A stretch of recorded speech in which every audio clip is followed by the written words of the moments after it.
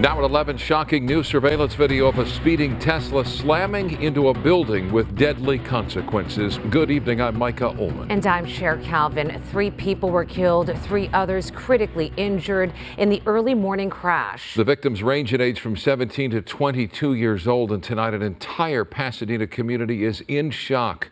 Chris Wolfe is there live tonight. Chris? Yeah, Micah and Cher, friends of all of these victims, gathered at a sidewalk memorial today, but no one would talk on camera. Pasadena police say this crash was absolutely avoidable. Take a look behind me. We're along the path of destruction. This building was demolished, so was that Tesla, speeding at more than 100 miles an hour in a 35-mile-an-hour zone. Some victims were ejected, not wearing seatbelts, and authorities are now investigating whether alcohol was involved. Newly released surveillance footage shows a deadly and devastating car crash just after 2:30 a.m. Saturday morning, May 11th, in Pasadena.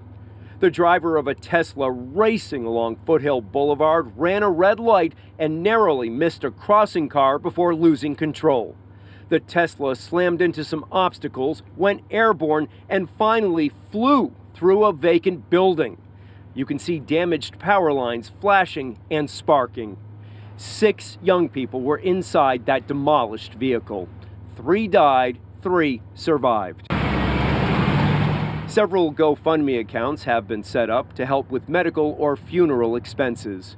Investigators identify the driver as 22-year-old Moheb Samuel, on the left, killed instantly. People called him Mo, and friends tell us he was going to culinary school to become a chef. One of his best friends was also killed, 22-year-old Esram Fesame, pictured on the right. Both worked at a local gas station in Pasadena, and Esram also held a job installing solar panels.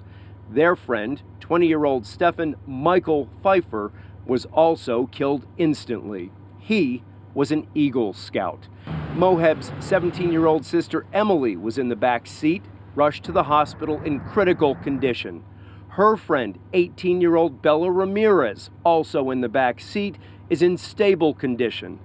Finally, 20-year-old Emerson Newquist survived, but his parents say he has a long and painful road to recovery. Geraldine Keems lives around the corner from the crash scene. She says her husband was jolted awake after 2 a.m. Saturday by loud music blaring from an electric car that was circling the neighborhood. He heard the sound like maybe they're kids looking for a place to party, or they're partying, maybe they're partying in their car or something. And it was very heartfelt for us to hear, especially that these are young people with their whole lives ahead of them, and for such a tragedy to happen. Back here live, some of the victims attend or attended Maranatha High School, which is a Christian prep school.